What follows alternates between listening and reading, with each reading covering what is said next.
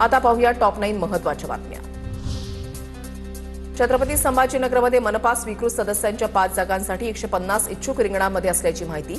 निवडणुकीमध्ये यशानंतर आता भाजपमध्ये स्वीकृत सदस्यपदासाठी मोठी चुरस, निष्ठावान कार्यकर्त्यांना प्राधान्य मिळण्याची शक्यता।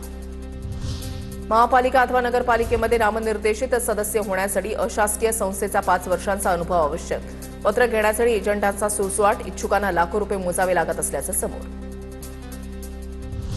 छत्रपती संभाजीनगर महानगरपालिका निवडणूक खर्चाचा हिशोब 30 दिवसांमध्ये सादर करा, अन्यथा सदस्यता रद्द करणार। आयुक्त जी श्रीकांत यांचा इशारा। 115 पैकी 57हून अधिक नगरसेवकांनी अद्याप खर्चाचा हिशोब सादर केलेला नाही।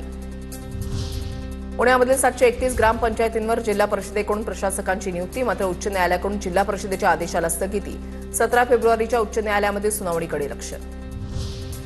खोपोलीच्या शिळफाटाजवळ 3,22,000चा गांजा जप्त, शिंदेच्या शिवसेनेच्या नगरसेवकाच्या सासऱ्याला अटक, आरोपीवर एनडीपीएस कायद्यानुसार गुन्हा दाखल।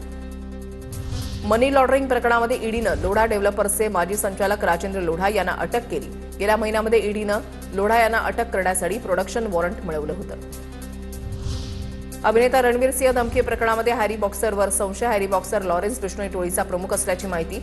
मुंबई पोलीस गुन्हे शाखेनं आवाज शोधून काढला। धमकीच्या व्हॉइस नोटमधील आवाज हॅरी बॉक्सरच्या आवाजाशी जुळत असल्याचं समोर। डोंबिवलीमध्ये रिक्षा चालकाची मुजोरी सुरूच, जादा भाडा आकारण्यावरून 62 वर्षीय महिलेला रिक्षातून ढकललं। वृद्ध महिला जखमी, रिक्षा चालकाच्या विरोधात गुन्हा दाखल। डोंबिवलीमधील मानपाडा रस्त्यावर जादा भाडा आकारण्यावरून संताप।